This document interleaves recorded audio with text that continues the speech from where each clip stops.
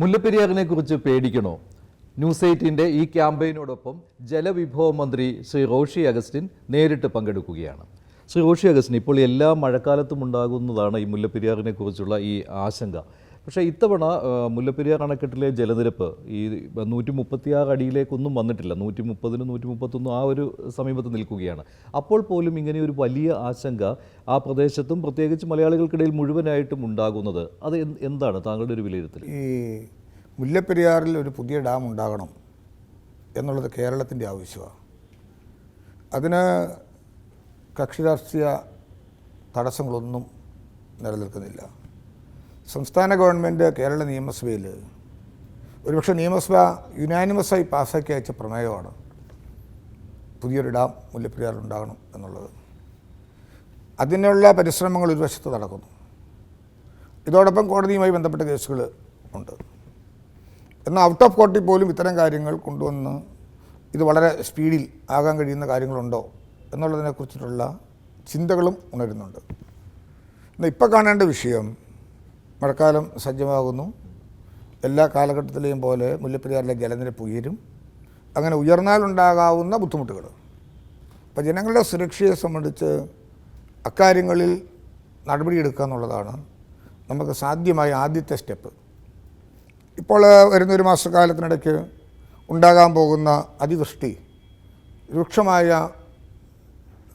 ബുദ്ധിമുട്ട് നമുക്ക് രൂപപ്പെട്ടാൽ മുല്ലപ്പെരിയാർ ഡാം ഉണ്ടാകണമെന്ന വാദഗതികൾ നമ്മൾ മുന്നോട്ട് വയ്ക്കുകയും ശ്രമിക്കുകയും ചെയ്യുന്നതിനോടൊപ്പം തന്നെ അവിടുത്തെ ജനങ്ങളുടെ സുരക്ഷയെ ലക്ഷ്യം വെച്ചുകൊണ്ടുള്ള കാര്യങ്ങൾ ചെയ്യേണ്ട ചുമതലയും സർക്കാരിനുണ്ട്. അതെന്താണ് അടിയന്തരമായിട്ട് ചെയ്യുന്നത്? എന്താണ് പോലെയുള്ള അതെ, അതിനകത്ത് പദ്ധതികൾ? ഇന്നലെ കളക്ടറേറ്റ് മീറ്റിംഗ് വിളിച്ചിരുന്നു. MP, MLA, ജില്ലാ പഞ്ചായത്ത് പ്രസിഡന്റ്, ഈ അഫക്റ്റഡ് ഏരിയയിലെ പഞ്ചായത്ത് പ്രസിഡന്റുമാർ, എല്ലാ ഡിപ്പാർട്ട്മെൻ്റ് തല ഉദ്യോഗസ്ഥന്മാരും ജില്ലാ കളക്ടറും ഉൾപ്പെട്ട മീറ്റിംഗാണ് വിളിച്ചത്. അപ്പോൾ ഒരു കലാമിറ്റി ഉണ്ടാകുമ്പോൾ മുല്ലപ്പെരിയാറിലെ ജലനിരപ്പ് ഉയരുന്നതും അത് സ്പില്ല് ചെയ്യുന്നതും മാത്രമല്ലല്ലോ. എവിടെയെങ്കിലും മണ്ണിടിയാം, രൂക്ഷമായ മഴ വന്നാൽ മറ്റു പല കാര്യങ്ങളും സംഭവിക്കാം. അങ്ങനെയൊക്കെ വരുമ്പോൾ ഈ അറ്റൻഷൻ മാറിപ്പോകരുത്. ഇതിന് സെപ്പറേറ്റായി തന്നെ ഇവിടുത്തെ കാര്യങ്ങളെക്കുറിച്ച് അറിയാൻ ഇപ്പോൾ സൂചിപ്പിച്ചത് ശരിയാണ്. ഇപ്പോൾ മുല്ലപ്പെരിയാറിലെ ജലനിരപ്പ് 130 നിൽക്കുക. എന്നാൽ കഴിഞ്ഞ ഈ 28-27 ദിവസങ്ങളിൽ അത് 131.6 വരെ ഉയർന്നിരുന്നു. ഇപ്പോൾ 1 അടിയും കൂടെ കുറഞ്ഞു. ഇപ്പോൾ ഏതാണ്ട് 1600 ക്യൂസിക്സ് വാട്ടർ തമിഴ്നാട് ഇപ്പം എടുക്കുന്നുണ്ട്. അപ്പോൾ ഇപ്പോൾ ഇൻഫ്ലോയും ഔട്ട്ഫ്ലോയും തമ്മിൽ വലിയ വ്യത്യാസമില്ല. ഇപ്പം നമുക്ക് ആശാവഹമാണ്. ജലനിരപ്പ് ഉയരുന്ന സ്ഥിതി ഇപ്പം ഇന്നത്തെ അന്തരീക്ഷത്തിലില്ല. പക്ഷേ ചില സമയത്തൊക്കെ ഇല്ലേ തമിഴ്നാട് വെള്ളം കൊണ്ടുപോകുന്നതിന് അവരും അങ്ങനെ താല്പര്യം കാണിക്കാറില്ല. കാരണം അവിടെ അവർക്ക് ജലലഭ്യത ഉള്ള സമയത്ത് അത് നമുക്ക് പലപ്പോഴും പ്രശ്നമുണ്ടാകാറുണ്ട്. മുല്ലപ്പെരിയാറിലെ ജലനിരപ്പ് ഉയരുകയും ചെയ്യാറുണ്ട്. അതിനകത്ത് അങ്ങനെ ഒരു പ്രശ്നം ഇപ്പോഴും ഉണ്ടോ? തമിഴ്നാട് അങ്ങനെ ചെയ്യുന്നുണ്ട്? അങ്ങനെ ചെയ്യുന്നില്ല. അതിൻ്റെ ആവശ്യം എന്താണെന്ന് വെച്ചാൽ ഇപ്പോൾ റൂട്ട് കർവ് വന്നു. റൂട്ട് കർവിൽ പറഞ്ഞിരിക്കുന്നത്രയും ജലം മാത്രമേ മുല്ലപ്പെരിയാറിൽ പിടിക്കാൻ ഇപ്പോൾ തമിഴ്നാടിന് പറ്റൂ. അല്ലാത്തവർ എടുക്കണം. എങ്ങനെയാണ് റൂട്ട് കർവ് വന്നത്? റൂട്ട് കർവ് വരാനുണ്ടായ സാഹചര്യം എന്ന് പറഞ്ഞാൽ ഈ 2016 സുപ്രീം കോടതി 142 വരെ ജലം പിടിക്കാം എന്ന് തമിഴ്നാടിന് അനുകൂലമായൊരു വിധി എന്ന് വേണമെങ്കിൽ പറയാവുന്ന സാഹചര്യം ഉണ്ടായി. അപ്പോഴാണ് നമ്മൾ കോടതിയിൽ വാദിച്ചത് 2018 പ്രളയ കാലഘട്ടത്തിൽ ഇത് ഈ നില അന്തരീക്ഷമുണ്ട്, ഇപ്പോൾ കോടതി ഇടപെട്ടു, 139 അധികരിക്കരുത് എന്ന് കോടതി തന്നെ പറഞ്ഞു. പിന്നീട് നമ്മൾ ആവശ്യപ്പെട്ടു ഇതിന് റൂൾ കർവ് വേണം. റൂൾ കർവും സുപ്രീം കോടതി അംഗീകരിച്ചു. അതുകൊണ്ട് ഇപ്പം നമുക്ക് പിടിക്കാവുന്ന വാട്ടർ ലെവലിനൊരു പരിധിയുണ്ട്. ഇപ്പം എനിക്ക് തോന്നുന്നത് 138 വരെ പിടിക്കത്തുള്ളൂ. ഇന്നത്തെ അന്തരീക്ഷത്തിലുള്ള റൂൾ കർവ് അതാ 138 വരെ ഇപ്പം പിടിക്കാൻ പറ്റുമോ അവർക്ക്. പക്ഷേ ഇപ്പം 130 ഉള്ളൂ. ഇപ്പം 130 ഉള്ളൂ. 142 വരെ ഇന്ന് പിടിക്കാൻ അവർക്ക് അവകാശമില്ല. അപ്പോൾ ഇന്ന് 138 കൂടുതൽ വെള്ളം വരുന്നുണ്ടെങ്കിൽ അത് അത്രയും കൂടുതൽ ഡിസ്ചാർജ് ചെയ്ത് കൊണ്ടുപോകണം. 132 അധികരിക്കാൻ പാടില്ല എന്നുള്ളതാണ് റൂട്ട് കർവ് സിസ്റ്റത്തിൽ വന്നിരിക്കുന്നത്. മുമ്പ് ഇങ്ങനെ സംഭവിച്ചിട്ടുള്ളതാണ്. ഈ റൂൾ കർവ് ഉള്ള സമയത്ത് പോലും നമുക്ക് അങ്ങനെ ഒരു ആശങ്ക, എനിക്ക് തോന്നുന്നു ഒരു 137 അടി വരെ വെള്ളം സംഭരിച്ച് വെക്കാവുന്ന സമയത്ത് 136 ആകുമ്പോഴേ നമ്മൾ പറയുമല്ലോ വെള്ളം കൂടുതലായിട്ട് ഒഴുകിക്കൊണ്ട് പോകണം, അതല്ലെങ്കിൽ 136 കൂടാൻ പാടില്ല. അത് തമിഴ്നാട് ആ സമയത്ത് ഒരു ബുദ്ധിപരമായിട്ട് അവർ ഈ 142 വരെ എത്തിക്കാനുള്ള ഒരു ശ്രമം നടത്താറുള്ളത്. അങ്ങനെ നടത്തിയത് കൊണ്ടാണല്ലോ നമ്മൾ ആവശ്യപ്പെട്ട റൂട്ട് കർവ് വേണമെന്ന്. അന്ന് റൂട്ട് കർവ് ഇല്ല. അന്ന് 136 കഴിഞ്ഞപ്പോൾ 142 പോവുക. ആ ഘട്ടത്തിലാണ് നമ്മൾ ഇടപെടുകയും റൂൾ കർവ് സിസ്റ്റത്തിലേക്ക് വരികയും ചെയ്തത്. എന്നാൽ അതോടൊപ്പം കാണേണ്ട മറ്റൊരു കാര്യം, ഇപ്പോഴത്തെ അവസ്ഥയിൽ മാറ്റിപ്പാർപ്പിക്കേണ്ട സാഹചര്യങ്ങളോ മറ്റിതര വിഷയങ്ങളോ ഒന്നും നിലവിലില്ല. ഇത് കാണേണ്ട മറ്റൊരു കാര്യം, സീ ലെവലിൽ നിന്ന് ഇന്നത്തെ ഹൈറ്റ് 174.5 മീറ്റർ ഉയരമാണ് വാണിംഗ് ലെവൽ. ഇപ്പോൾ 171 പോയിൻറ്റ് സംതിങ്ങേ ഉള്ളൂ. അപ്പോൾ ഒരു വാണിംഗ് ലെവലിലേക്ക് പോലും പോകാനുള്ള ഘട്ടങ്ങളൊന്നും ആയിട്ടില്ല. പക്ഷേ എന്നിട്ട് പോലും ആശങ്ക കൂടുന്നുണ്ട്. സാമൂഹ്യ മാധ്യമങ്ങൾ താങ്കൾ ശ്രദ്ധിക്കുന്നതാണല്ലോ, സ്ഥിരമായിട്ട് മുല്ലപ്പെരിയാർ പൊട്ടുമോ എന്നുള്ള ചോദ്യമാണ്. തീർച്ചയായിട്ടും സ്ഥിരമായിട്ട് ഒരു ഇതിനകത്ത് ഒരു പരിഹാരം അതിപ്പോഴും അകലെ തന്നെയല്ലേ? അതുകൊണ്ടാണല്ലോ പുതിയൊരു ഡാം ഉണ്ടാകണമെന്നുള്ള ആവശ്യത്തിന് വേണ്ടി സംസ്ഥാന ഗവൺമെൻറ് എടുക്കാവുന്ന സ്റ്റെപ്പുകൾ DPR തയ്യാറാക്കി. ആ DPR 18-19 കാലഘട്ടത്തെ പ്രളയാനന്തരം വീണ്ടും നമുക്ക് റീഡിസൈൻ ചെയ്യേണ്ടി വന്നു. പുതിയ DPR തയ്യാറാക്കി. ഇനി നമുക്ക് സെൻട്രൽ ഗവൺമെൻറ്റിൽ നിന്ന് ലഭിക്കേണ്ടത് പാരിസ്ഥിതിക അനുമതിയാണ്. ആ പാരിസ്ഥിതിക അനുമതി ലഭിക്കുന്നതിനുള്ള മൂവ്മെൻറ്റ് നമ്മൾ നടത്തി. ഇപ്പോൾ സുപ്രീം കോടതിയിലെ കേസ്, സെൻട്രലിൽ നിന്ന് പാരിസ്ഥിതിക അനുമതി ലഭിക്കേണ്ടതായ വിഷയം, ഇക്കാര്യങ്ങൾ പരിഹരിച്ചാൽ ഈ ഡാം പണിയാൻ സ്റ്റേറ്റ് സജ്ജമാണ്.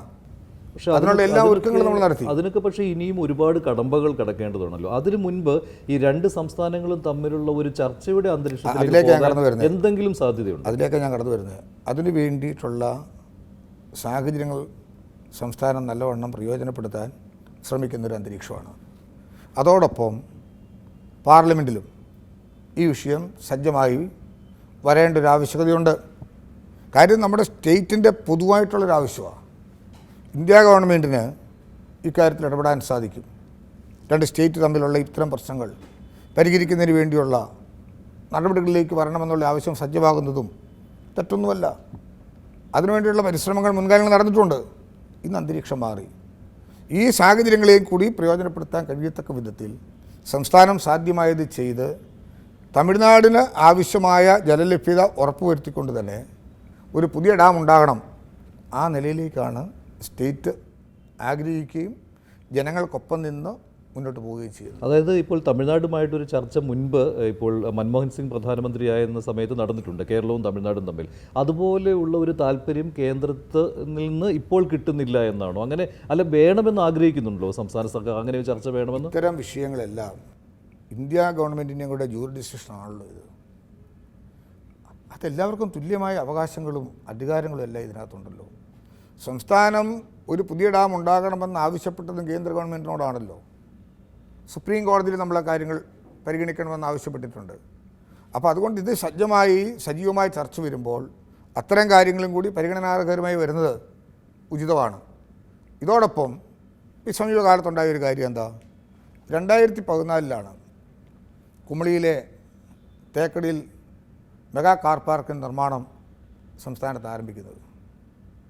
അന്ന് സുപ്രീം കോടതിയിൽ തമിഴ്നാട് ഗവൺമെൻറ് ഒരു ഇടക്കാല ആപ്ലിക്കേഷൻ, അതിന്മേൽ കോടതി പറഞ്ഞതെന്താ, അതാണ് ശ്രദ്ധേയമായൊരു കാര്യം. സർവേ ഓഫ് ഇന്ത്യയോട് ഇക്കാര്യങ്ങൾ പരിശോധിച്ച് റിപ്പോർട്ട് മേടിച്ച് കോടതി പരിശോധിച്ചു. അവിടെയാണ് കോടതി പറഞ്ഞത്, സർവേ ഓഫ് ഇന്ത്യ കൊടുത്ത റിപ്പോർട്ടിൽ എന്താ പറയുന്നത്, തമിഴ്നാടിൻ്റെ വാദം എന്തായിരുന്നു, ഞങ്ങളുടെ ലീസ് ഏരിയയിലാണ് ഈ കൺസ്ട്രക്ഷൻ എന്നുള്ളത്. പക്ഷേ കണ്ടെത്തി ഇത് കരാറുമായി ബന്ധപ്പെട്ട് വരുന്ന ലീസ് ഏരിയയിലല്ല. എത്രയോ കാലങ്ങൾക്ക് ശേഷമാണ് കോടതി ഇങ്ങനെ ഒരു ഒബ്സർവേഷൻ നടത്തുന്നത്. പക്ഷേ അത് ഈ കരാർ തന്നെ പുനഃപരിശോധിക്കുന്നതിലേക്ക് വരുമെന്നാണല്ലോ ഇപ്പോൾ സംസ്ഥാന സർക്കാർ കരുതുന്നത്. അത് കരുതാൻ കാരണം എന്താ, അതിന്മേൽ പറയുന്ന സന്ദർഭത്തിൽ തന്നെ കോൺസ്റ്റിറ്റ്യൂഷൻ 131 അനുസരിച്ചാണ് ഈ കേസ് തമിഴ്നാട് ഫയൽ ചെയ്തത്. പക്ഷേ അതിനകത്ത് പറയുന്നത് എന്താ, ഒന്നേ state to state or state to union government. അതല്ലല്ലോ ഈ എഗ്രിമെൻറ്റ്.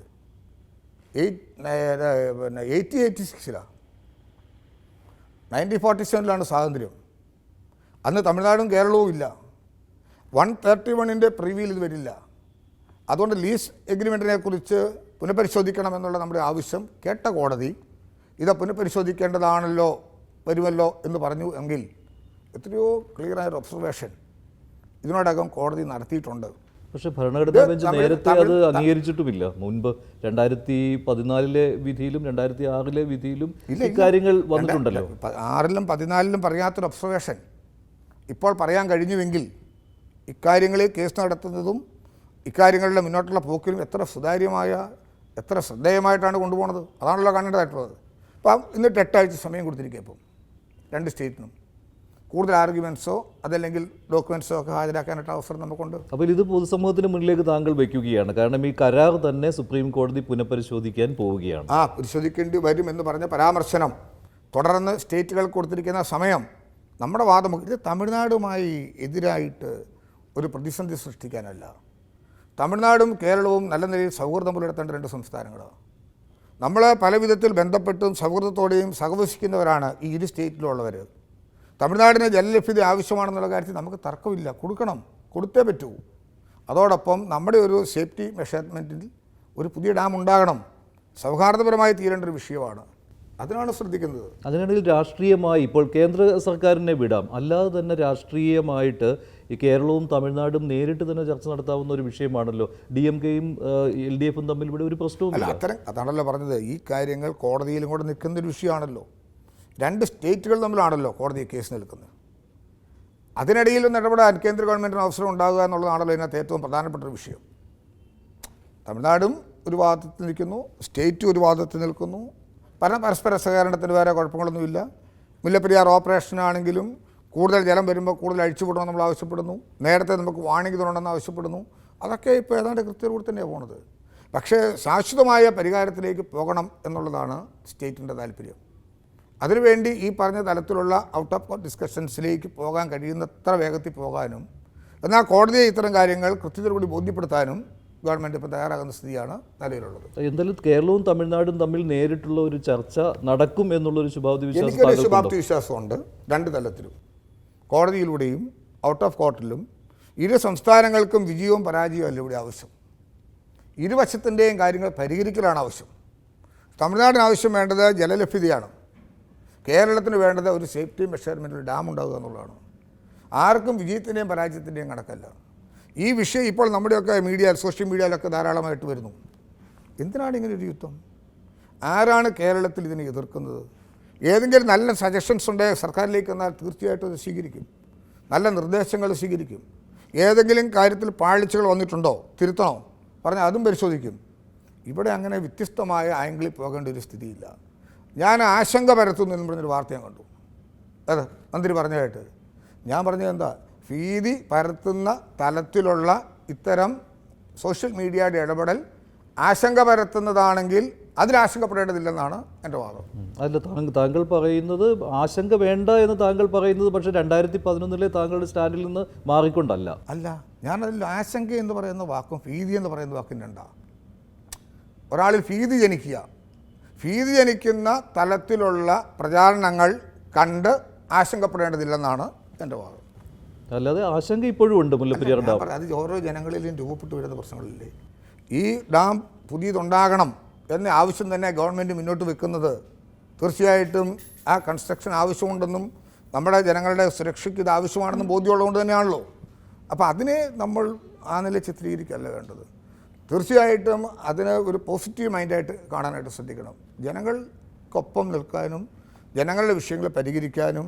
ഞാനെന്ന സമരം 10-12 ദിവസം കിടന്നതല്ലേ മുല്ലപ്പെരിയാറുമായി ബന്ധപ്പെട്ട്. അന്ന് എല്ലാവരും ഉണ്ടായിരുന്നു, ഞാൻ മാത്രമല്ലല്ലോ. അതിനുശേഷം ഇത്രയും വർഷങ്ങൾ കടന്നു, വീണ്ടും ഡാമിൻ്റെ പ്രായം വർദ്ധിച്ചു വരുന്നു. അപ്പോൾ വീണ്ടും നമ്മളിത് ആവശ്യപ്പെടുന്നു, കോടതിയിലേക്കും പോകുന്നു. ഇപ്പോൾ നമുക്ക് വയനാടുണ്ടായ സംഭവ വികാസങ്ങളെല്ലാം എടുത്ത് പരിശോധിക്കുമ്പോൾ ഇതിന് കുറേ കൂടി ഇടപെടാനുള്ള സാഹചര്യം കൂടി രൂപപ്പെട്ടു വന്നിരിക്കുന്നു. അതിനെയും പോസിറ്റീവായി കണ്ട് ഇത്തരം കാര്യങ്ങൾ ബോധ്യപ്പെടുത്തി ഈ കാര്യം ചെയ്ത് ജനങ്ങളെ സുരക്ഷാ വലയത്തിൽ കൊണ്ടുവരിക, അതാണ് ഗവൺമെൻറ്റിൻ്റെ ഒരു നിലപാടും സർക്കാരിൽ നിന്ന് ജനങ്ങൾ പ്രതീക്ഷിക്കുന്നതും. അതൊരു ഇഞ്ച് പോലും മോശം വരാതെ കാര്യങ്ങൾ കൃത്യത കൂടി മുന്നോട്ട് കൊണ്ടുപോകും. അന്ന് പ്രളയം ഉണ്ടാകുമ്പോൾ ഇപ്പോൾ കഴിഞ്ഞ 2018-19 ഈ ഇൻ്റർവ്യൂവിൽ ഞാനിവിടെ ഇരിക്കുമെന്ന് അങ്ങനെ എനിക്ക് അന്ന് പ്രതീക്ഷിക്കാൻ കഴിയുമോ? ഞാനൊക്കെ തീർന്നെന്ന് വിചാരിച്ചതാണ്. നമ്മുടെ മീഡിയ ഉൾപ്പെടെ എല്ലാ മീഡിയയും ഉണ്ടായിരുന്നു. ഏതെങ്കിലും ഒരു മീഡിയയിൽ കൂടെ അവിടുന്ന് ഒരു വാർത്ത പുറത്തോട്ട് പുറലോകത്തെ അറിയിക്കാൻ നമുക്ക് പറ്റാതെ പോയി. എല്ലാ കമ്മ്യൂണിക്കേഷനും വിട്ടു. ഒരു 10-12 മണിക്കൂറും കൂടി തുടർച്ചയായി മഴ പെയ്തിരുന്നെങ്കിൽ എന്തായിരുന്നു അവിടെ സംഭവിക്കാൻ പോകുന്നത്? മുല്ലപ്പെരിയാർ സ്പില്ല് ചെയ്ത് ഇടുക്കി ഡാമിൽ നിന്നുള്ള വെള്ളം താഴേക്ക് വിട്ട് ആലുവ ഉൾപ്പെടെ വെള്ളപ്പൊക്കം ഉണ്ടാകുന്നു. നമുക്ക് വല്ലാത്ത അന്തരീക്ഷം ഉണ്ടായി. അന്നുണ്ടായിരുന്നതിനേക്കാൾ വ്യത്യസ്തമാണെന്ന് ചിത്രം. കാരണം എന്താ? ഒരു 90 mm, 100 mm, 110 mm ഒക്കെ പെയ്യുമ്പോൾ കനത്ത മഴയാണ്. ഇന്നത് 200 mm, 300 mm ഒക്കെ പെയ്തിറങ്ങുന്നത്. അതുകൊണ്ട് ഈ സാഹചര്യങ്ങളെല്ലാം ബോധ്യപ്പെടുത്തിക്കൊണ്ട് തന്നെ ബഹുമാനപ്പെട്ട സുപ്രീം കോടതിയിലും ഇന്ത്യ ഗവൺമെൻറ്റിൻ്റെ മുമ്പിലും ഈ ആവശ്യങ്ങൾ പരിഹരിക്കുന്നതിന് വേണ്ടിയും പുതിയ ഡാം ഉണ്ടാകുന്നതിന് വേണ്ടിയുമുള്ള ശ്രദ്ധാപൂർവമായ നീക്കമാണ് ഗവൺമെൻറ്. പക്ഷേ അതിനേക്കാൾ എല്ലാം ഉപരിയായിട്ട് തമിഴ്നാടിനാണ് അത് ബോധ്യപ്പെടേണ്ടത്. അതിനുള്ള അവസരം അവർക്കത് ഉണ്ടാകുമോ ഇല്ലയോ ബോധ്യപ്പെടും. എന്നുള്ളത്. കാരണം അവർക്ക് ജലലഭ്യത വേണ്ടേ? ഈ ഡാമല്ലേ അവരുടെ ജലം ലഭിക്കുന്നതിന് വേണ്ടി വരുന്ന ഏറ്റവും പ്രധാനപ്പെട്ട ഒന്ന്. ഇതില്ലെങ്കിൽ അവർക്ക് എങ്ങനെയാണ് വെള്ളം ഉണ്ടാവും? അതവർക്കും ബോധ്യപ്പെടണം. അതാണല്ലോ ഞാൻ പറഞ്ഞത്. അവർക്ക് ജലലഭ്യത ഉറപ്പുവരുത്തുക എന്ന് പറഞ്ഞാൽ ഡാം വേണമെന്ന് തന്നെയാണല്ലോ. ഈ സാഹചര്യം ഇവിടെ ഉണ്ടാകണമല്ലോ. അപ്പോൾ അതുകൊണ്ട് ഈ രണ്ട് കാര്യങ്ങളെയും കഴിയുന്നത്ര പോസിറ്റീവായി കണ്ടുകൊണ്ടുപോകാൻ ജനങ്ങൾ ഈ കാര്യത്തിൽ ഇത്തരത്തിലുള്ള വാർത്തകൾ ഏതെങ്കിലും സാമൂഹ്യ മാധ്യമങ്ങളിൽ കൂടെ വരുമ്പോൾ അതുമായി തന്നെ ബന്ധപ്പെട്ട് ചിന്തിച്ച് ഒരു ഭീതിയിലാകരുതെന്നുള്ളതുകൊണ്ടാണ് ഞാൻ ആ വാക്ക് ഉപയോഗിച്ചത്. നമ്മളെ ചെയ്യേണ്ട കാര്യങ്ങളെല്ലാം കൃത്യതയോടു കൂടി മുന്നോട്ട് കൊണ്ടുപോകുന്നുണ്ട്. അതോടൊപ്പം തന്നെ ഈ ഡാം ഉണ്ടാകണമെന്നുള്ള കാര്യത്തിൽ ലവലേശം വിട്ടുവീഴ്ചയില്ലാത്ത സമീപനമാണ് സംസ്ഥാനം സ്വീകരിച്ചിരിക്കുന്നത്. അതിനൊരു പാർട്ടിക്കും ഒരു സമൂഹത്തിൽ ഒരു തലത്തിലുള്ള ഇടപെടൽ അതിനെതിരായിട്ട് കേരളത്തിലുണ്ടായിട്ടില്ല. അപ്പോൾ അതിനെ ആ ആംഗിളിലേ കാണാൻ തെറ്റുള്ളൂ. സമരങ്ങളൊക്കെ ഉണ്ടാകും. അതിനോടൊന്നും നമുക്ക് ഒരു എതിരഭിപ്രായമോ ഒരു തെറ്റായ ഇൻഡിക്കേഷൻസോ ഒന്നുമില്ല. അത് സ്വാഭാവികമാണല്ലോ. പക്ഷേ അതിനോടൊപ്പം സ്റ്റേറ്റിൻ്റെ താല്പര്യങ്ങൾക്കൊപ്പം നിൽക്കണം ജനങ്ങൾ. അതാണ് നമ്മുടെ ഒരു ആവശ്യം. ആ നിലയിലും കൂടി ജനങ്ങളുടെ സഹകരണം ഉണ്ടാകണം. സോഷ്യൽ മീഡിയയിലൊക്കെ വരുന്ന പ്രചാരണം വസ്തുതാപരമല്ലെങ്കിൽ ഭീതി ജനിപ്പിക്കത്തക്ക തലത്തിലുള്ളത് ഒഴിവാക്കാൻ പരമാവധി ശ്രമിക്കണമെന്നാണ് വിനയപൂർവ്വമായ എൻ്റെ അപേക്ഷ. ശരി, നന്ദി. ഇത്രയും സമയം ഞങ്ങളുടെ ക്യാമ്പയിനിൽ പങ്കുചേർന്നത്.